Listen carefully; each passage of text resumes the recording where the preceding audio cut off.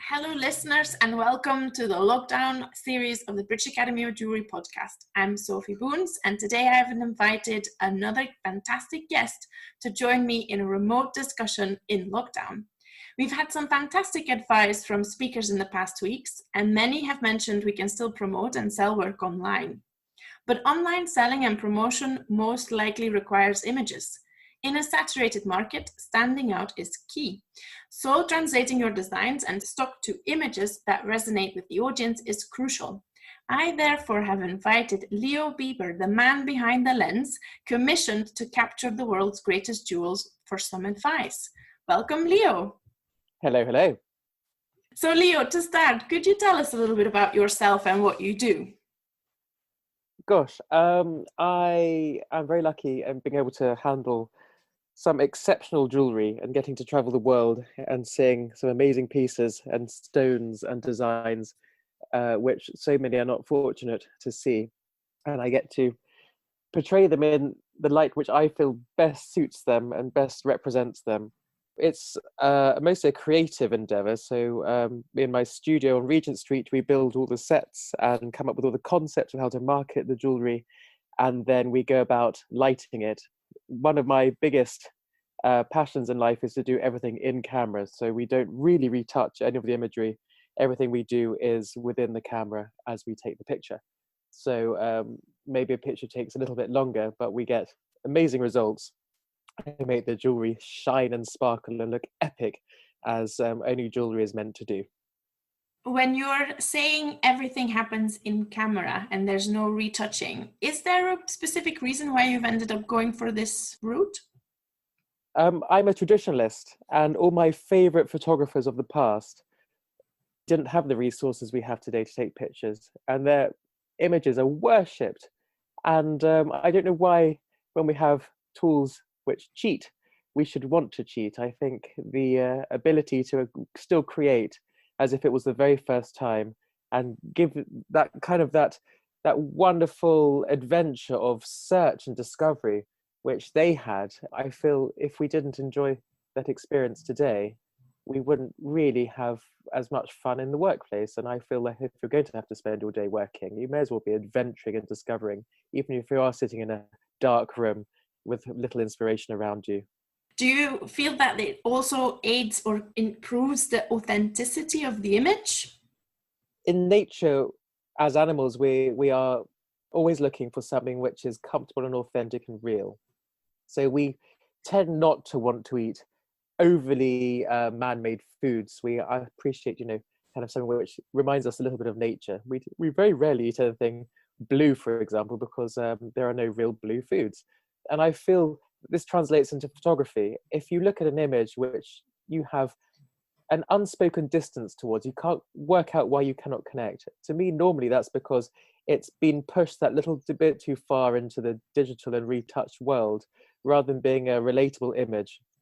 I feel the success of hopefully my images, and I feel the success of what an image needs to portray, is the sense that you can pick the piece of jewellery out of the image and put it on to try it on. It needs to give you that tangible depth and height and shadow where you feel immediately able to handle the piece of jewellery, even though it's obviously 2D inside an image. You're a sought-after photographer in the industry. What made you decide to become a photographer? Could you tell us a little bit about the journey? It's a very odd story, really. I struggled at school, and I ended up changing year 3 times, up and down. And when I had to go back down a year after failing AS levels and still determined to actually get some A levels, I ended up taking up a subject called photography. And I couldn't believe how all the girls in the co-ed school wanted to pose for someone with a camera. So I found that quite intriguing and continued taking pictures all the way through school and managed to get A levels, although I dare say photography was my lowest grade. But I knew it was a career that I was quite curious by. And after leaving school, I had no desire to go to university. And my sister, Cara, was living in Florence in Italy. And she knew a photographic studio there. And I went and had an interview and I got a job there. So I ended up moving to Florence. and working in a photographic studio called Studio Quali. And they were a still life studio where we photographed all the still life campaigns for Ferragamo and Gucci and all the wonderful Italian brands. And that completely took me away from anything to do with humans and made me very curious about still life photography, and kind of tied into my curiosities with still life photographers of the past who I didn't know I was drawn to, like Robert Mapplethorpe. Everything that they did in the studio, I was obviously a lighting assistant, so I was very much part of lighting all the sets. And I was curious to know why they always used flash and then retouched everything afterwards. And this started this long journey of wanting to rebel within the photographic world and seeing that flash is the easy way out, is the easy option. And really, you can paint with light. And if you use continuous lighting, you can paint. For example, if it's a ring, you can make sure that every part of the shank, however rounded, is reflectionless. And you can have it absolutely perfect. You can retain the color of the gold, or you could add black. You can do whatever you want with painting with it, with the light itself, rather than using flash, which gives you an instantaneous, fast exposure, and then you have to deal with the consequences digitally afterwards. That's really interesting. It's like you've perfected the art of writing with light, which is what I believe photography used to come from, right?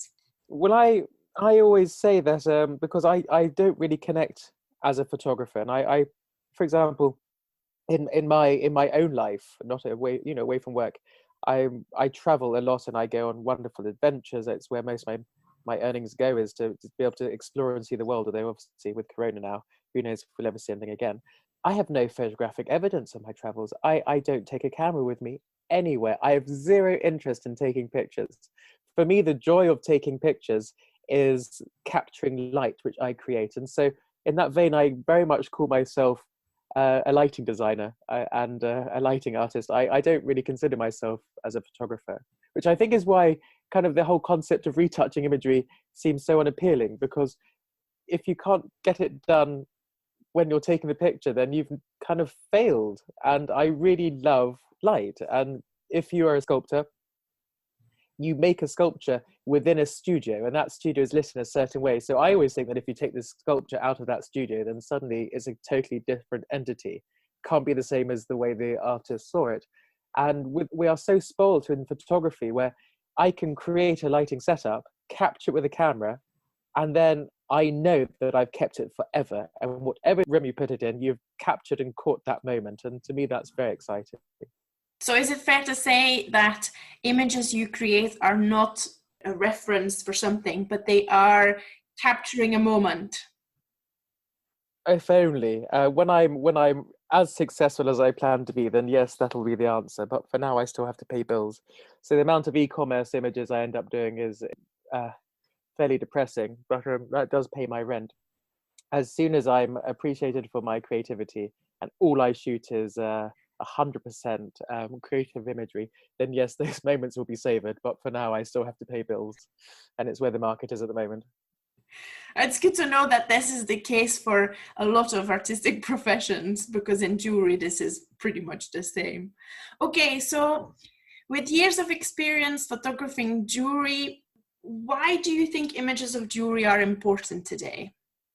Oh, there are so many reasons. Actually, now more than ever, with us all being locked down, there are so many moments in life where we are tempted by things that are so unnecessary. Jewelry is one of the greatest luxuries, which you cannot qualify any reason for actually owning, really. However, we are all drawn to it. There is something so special about the design, so we go to certain designers for their merit. There's something so amazing about the perfect stone, which is obviously every jeweler's pursuit, to find that one stone which they can tell a story about. The marriage of the design of the stones and everything makes us all want to own something particular. However, its rarity means that we can't go into any high street and have a look at the one object. It has to be brought to us. In the world of social media, we're very spoilt to be able to put a picture in front of any person, but there are also so many other pictures in front of all these people, and they need to actually have one image that stands out and catches their imagination when it is in front of them. And that is my job. And that's what I really love about it, is that I can capture someone, even if it's for 5 seconds, they will notice that bit of jewelry because it's been photographed in a certain way. and they want to handle it. And the image just speaks so true. And it's so necessary. And if I ever see another photographer shoot on a bit of bathroom marble again, I'll go mad, because they are missing the point. There are so many more textures out there than marble, and everyone always seems to want to photograph on top. You can capture anyone's imagination by putting them in that setting, which is familiar but different, but curious but interesting, and it has a certain bit of color or texture or whatever it is. And thankfully, because this world is so amazing, there are limitless textures and abilities to place, items on or build a world or a set. With jewelry, because it's so small, it can be transported into so many different worlds, and you can appeal to so many different markets from one image. And we're very lucky to work on a scale which is so small. Imagine if you're having to move people around and put them in sets, you have to fill huge rooms with sets, whereas with jewelry you only need a little shoebox and you can create a whole world and make it become alive. So we don't have to be afraid of placing a piece of jewelry in a context. Not at all, as long as it looks real, and that's where the light comes in. If you put it in front of a window, it might look a little bit flat and people can't quite understand the context. When I say we work with light and we're lighting artists in my studio, we do it down to degrees Kelvin. I can tell you that I shoot to 5,200 degrees Kelvin. Every single light in my studio will be measured the same. And therefore, if I want to then create a certain environment, I'm doing it down to the color temperature of the light, not just the intensity of the light or the direction of the light. And that is how you kind of layer, wonderful layers of light and haze. And oh my gosh, it's so much fun. You can do anything with the light. There are reasons why we do this for professions. And there are reasons why I'm not a goldsmith. I made my girlfriend a little bracelet out of yarn when I was knitting the other day, and so she's now got a little woolen bracelet. I wouldn't call myself a jeweler. Everyone has an iPhone and they can take wonderful pictures on their iPhones, but they're not necessarily photographers. And so there is a very real difference between the two. I would say that yes, you can take a bit of jewelry and put it in a wonderful setting, but it should stay looking authentic. I'd say there's great success in the hashtag "She Said Yes" image of the girl wearing the ring, because that is real, it's authentic. She said yes, we're getting married, everyone understands the sentiment, and it's very exciting. If you have beautiful flowers in the garden, there's a way of making it look like it is still spring and it's beautiful, and this is the ring against it, and it doesn't look too corny and too kitsch, then yes, you've got to do it. But there's a fine balance between keeping it really beautiful and really real, and then making it look staged and uncomfortable. If we want to see what you have been doing, are there any brands we should be looking at? I am sadly very discreet. There's a website with my images on where you can probably recognize lots of the brands that they have been photographed for. Also, my Instagram is fairly less discreet and names some of the brands occasionally, ones I'm very proud of. But I do get to travel the world quite a bit to photograph for nice brands. So without using any names, I do get to go to New York quite a bit. I go to Munich, I go to Zurich, and lots of lovely places in between, as well as lots of people come to London to my studio on Regent Street, where most of the work is created. So when you work with clients across the world, should people, when they're taking pictures, also realize that a picture might not translate the same in certain countries? So there might be different readings of the picture depending on your culture, context, background? I suppose I have to be very clear about how I work. I would call myself an artist, and I have a lot of work that I do for myself which releases my creativity. And so I always feel creatively fed before I start working for a jewelry brand. I have released what I need to say is Leo Bieber's work. So as soon as I work for a jewelry brand, I'm representing the jewelry brand. So everything I do has to be in keeping with their aesthetic. It has to be authentic to that brand. It has to represent who they're appealing to, so their clientele and kind of the areas of the world. So if it's for a Middle Eastern brand, you don't, you treat it differently to if it's a New York brand. You can take fewer risks, and you still have to tell the story, and perhaps it's a slightly more lavish set, or I don't know. It just, you can use your imagination. There are going to be differences. But I would say that if you can tell that I've taken a picture when you look at an advertising campaign, other than hopefully the fact that it's technically good, I might have failed, because you shouldn't be able to tell that it's my work. You should say, I know that picture, that belongs to such and such a brand, and you would never know who has taken it. And hopefully if you see my artworks and you say, oh, that's Leo Bieber, I know exactly who that is, because obviously it has my style. So you're performing in service for the brand. Absolutely. It's all about the brand. It's nothing to do with me. I have honed a skill and an ability to capture jewellery, and the more fluent I get, the more tricks I'm able to do to really enhance the brands and their aesthetic, to take them that step further. You have to recognise the brand even not only by the picture, but by the piece of jewellery inside it, and the two have to marry well together. There are brands where their aesthetic is so obvious and you know it immediately, but there are others where you have to be more sympathetic to brand identity, to their logos, to their color patterns, to their, their history, their heritage. The list goes on, and we can all think of brands who have epic heritage and which needs to be celebrated and continued, but also continue to be modernized and brought into the 21st century, so on and so on. And that's the challenge of the job, is to not have to say, I'm Leo Bieber, this is my picture all the time, but to say, what is it that I can do with my skills to continue your brilliant brand and enhance these wonderful pieces of jewellery and make them relevant today. So many of us are in lockdown, might not have access to our jewellery benches, we might not have access to our work. Some of us might have time to start promoting their jewellery with images, and we might not be able to work with a photographer at the moment. What do you think we could be photographing in lockdown? I personally am in the countryside and I am splitting a lot of wood. My elderly parents are going to have wonderful amounts of firewood for this coming winter. I've been splitting green oak, so oak which has only just been chopped down. And it's a particularly old tree which died, and it has the most amazing knots, a real bastard to split. The wood itself is so tangled up within its own knots, so I'm getting incredibly muscular. But the way the knots are within the tree is so beautiful, and so one grain against another grain, and circles and circles and circles of this wonderful oak texture. And so I've been photographing a lot of that, and I keep thinking, if I only had a piece of jewelry, because I could, if I had wonderful, brilliant yellow diamonds, and I could stick it on that, or so many different colours and textures. In fact, wonderful pigeon blood ruby would look amazing against it, because it would just, the colours, with a little bit of shadow and the texture would just make it look absolutely perfect. And so I'm constantly inspired by little things that I find dotted around, while being totally, I work on Regent Street. I live not too far away from there. I'm a very much an urban boy, and then suddenly to be in the countryside where I grew up, but I haven't lived here for 20 years, and to see things which are so familiar from teenagehood and yet now so different and changed and in different textures, constantly inspired.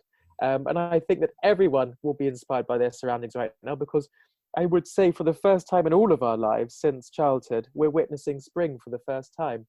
And now spring is slowly moving into this wonderful lazy summer, which we might be still in our quarantine.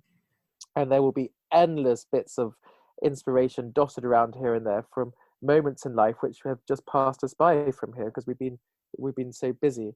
And so I can't imagine that anyone will be struggling to find anything creative to photograph against, because it is abundant. It is absolutely amazing how many things there are to keep us inspired. So keeping our eyes open and looking for the beauty in the small things around us that we might have not seen before.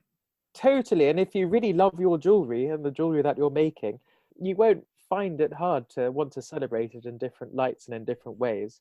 If you expect us photographers to celebrate your jewellery, you have to be able to do so as well. Also, you might have made that piece of jewellery with something in mind and a colour in mind, searched out that colour and searched out that theme and really promote it yourselves. It's a great practice. What I would very much say, which I feel like maybe your next question about cameras and how do I do this and how do I set it up, I would say very much, just don't complicate it. I imagine that all of us have now come into the 21st century and have a smartphone. I have an iPhone 6S, which I've had for 5 years.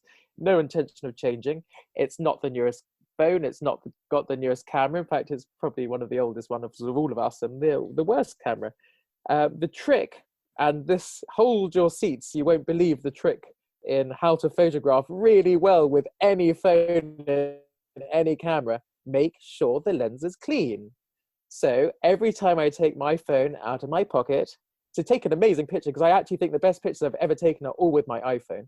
When you take your phone out of your pocket, wipe the lens and then take a picture and wipe it really well. And I promise you, you will get the best results whatever phone you have. And look at my Instagram and you can easily see pictures which are taken professionally, so my campaign images, but then also images which are taken from daily life.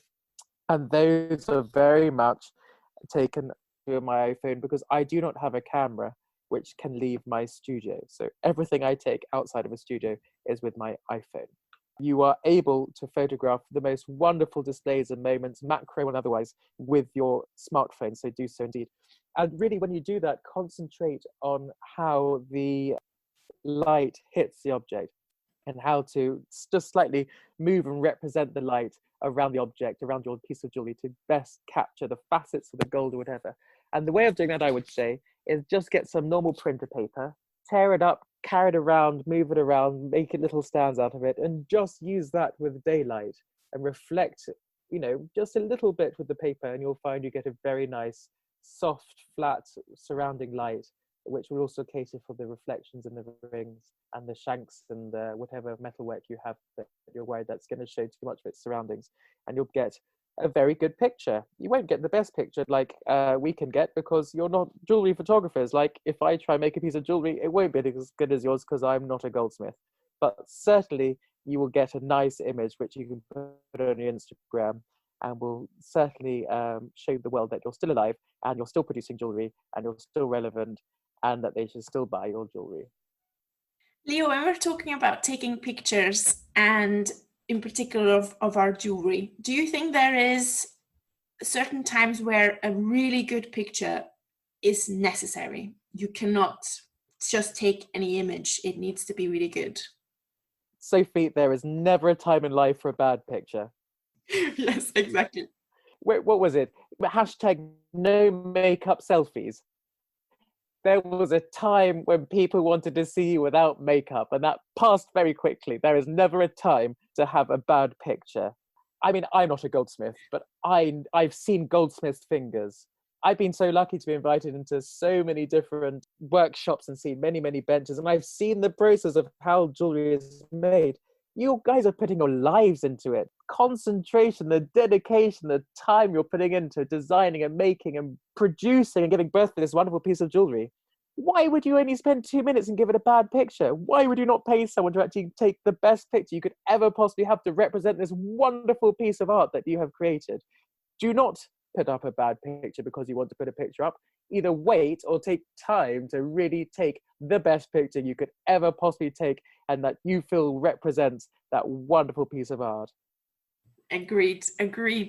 So more generally, are there any serious do's and don'ts when it comes to photographing jewelry? Many. I mean, I don't even know where to begin, really. I find that if you're a male goldsmith and you're taking a picture of a piece of jewelry and you have hairy fingers and you put the ring on your finger, then it's not going to look as nice as if you find a local lady and you say, please, can you just wear this piece of jewelry? I'll put it on your finger and I'll take a nice picture of it. Things like that, very, very obvious. You'd be amazed how many Instagram accounts, for some reason, a man has put a piece of jewelry on his finger, taken it and thought that was a good, everyone's only going to look at the ring. They're not, they're going to look at the whole picture.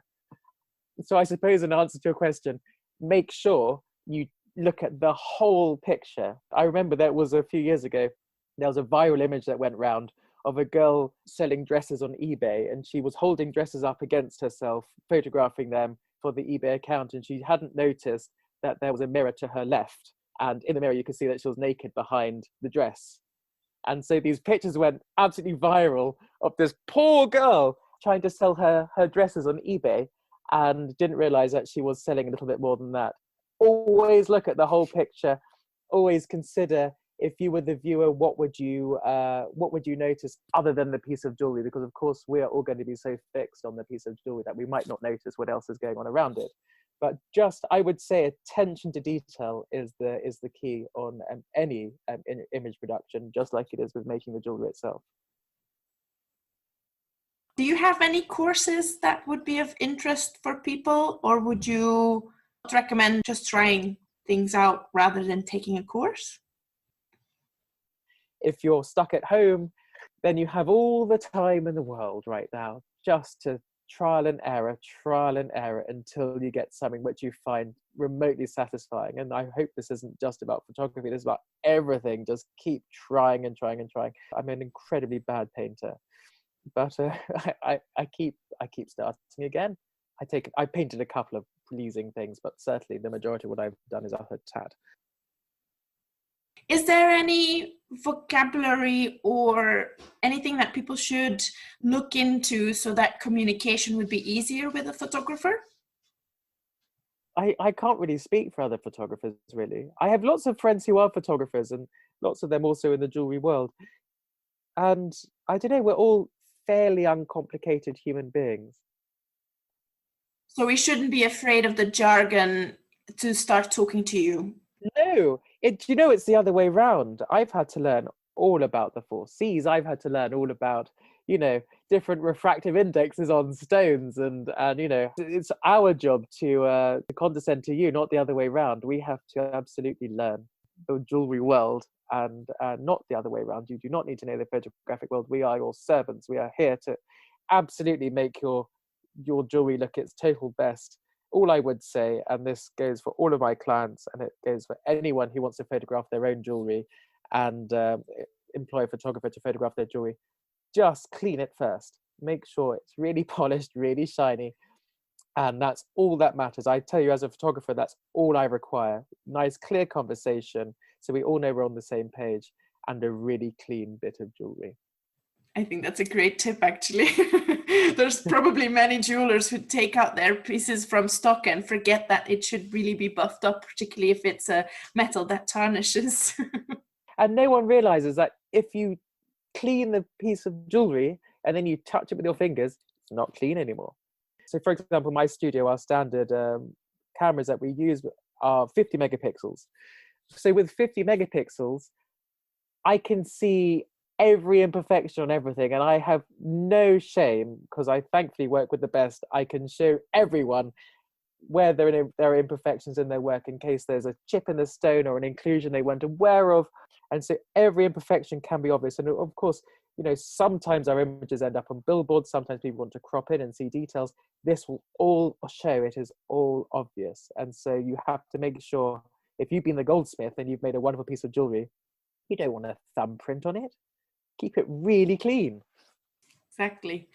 We haven't talked about sort of what images can add to jewelry, but is there something to be said for telling a story through an image that is perhaps not visible on a piece of jewelry, or creating something new by having a photographer taking your pictures?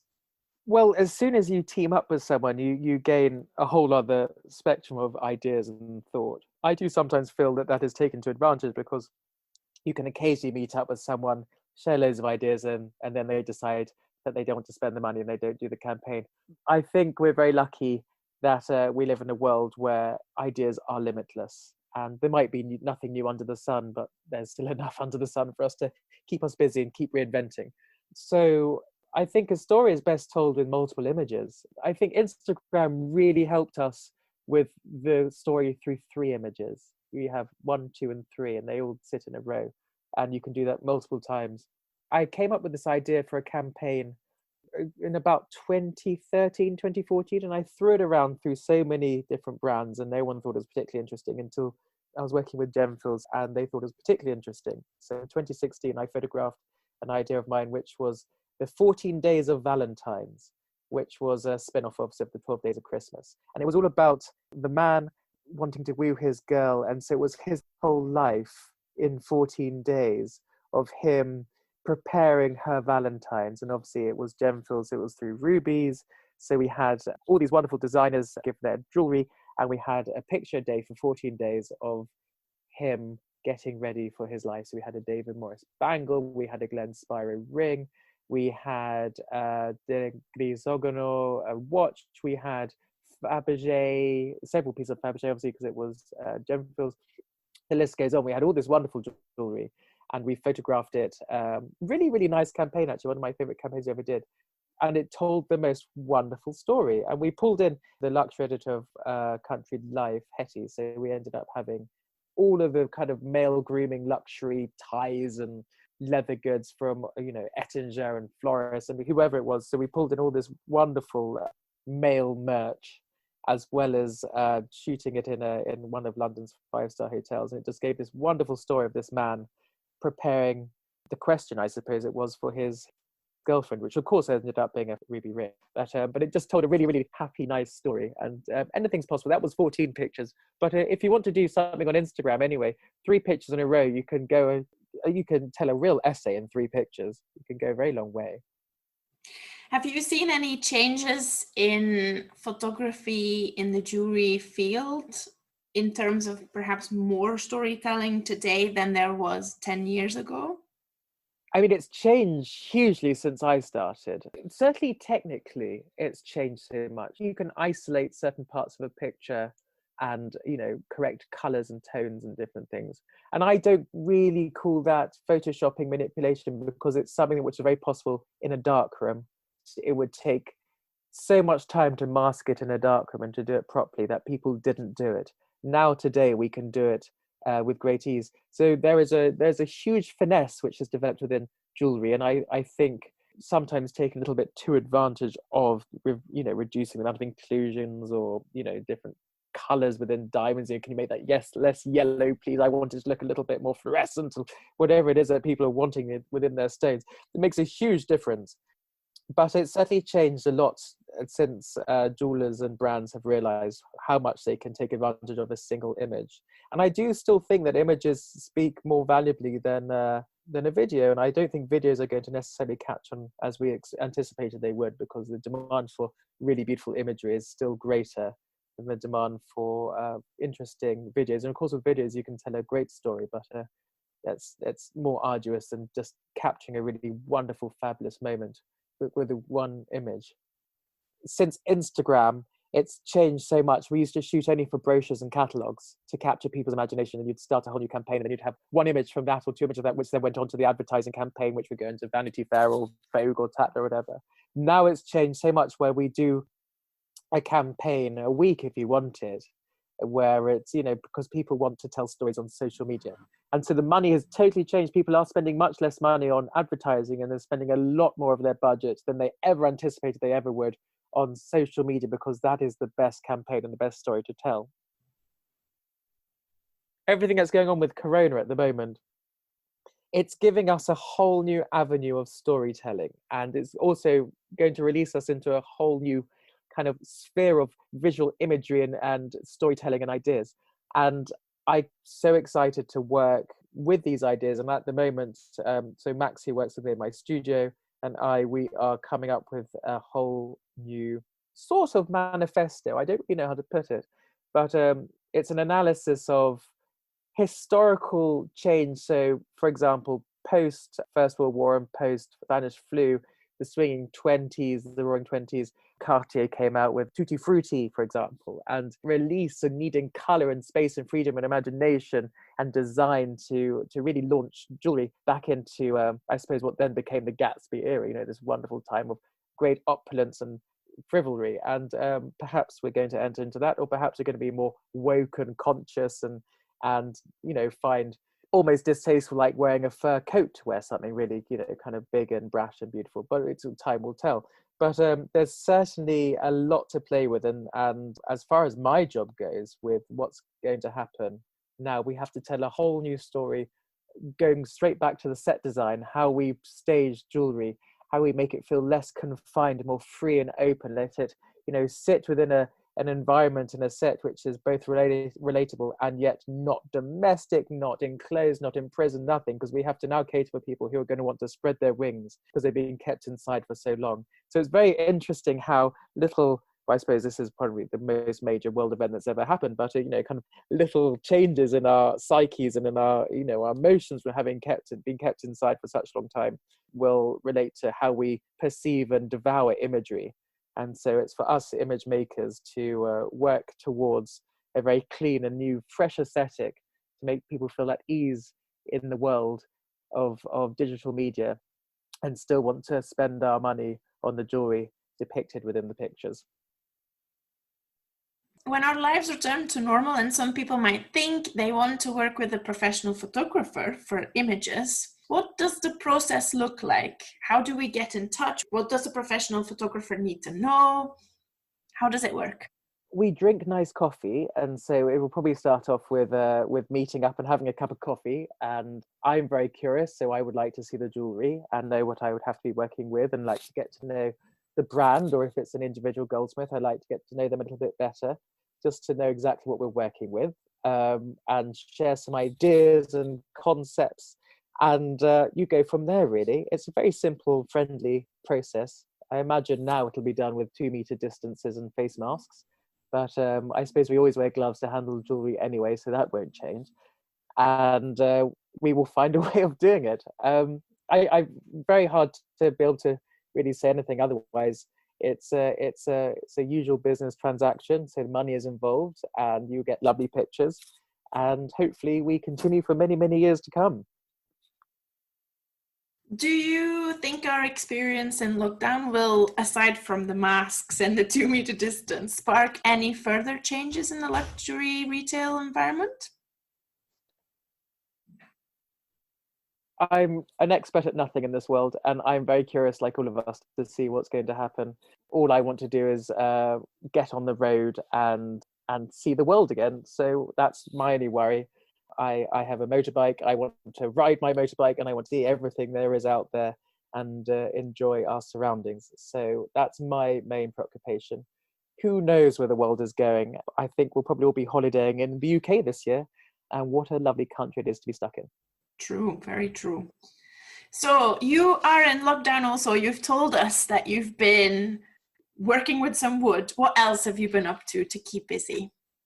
I've been on the tractor, I've been splitting wood, I've been chopping down old dead trees, because I became, actually as a teenager, quite a good tree surgeon. So I just picked up some old skills that I haven't used in a very long time, and lots of interesting different things that we've been finding on the land. It's funny because it's a totally involuntary holiday, and I really crave London life. I spend all my money on rent, so my studio's on Regent Street.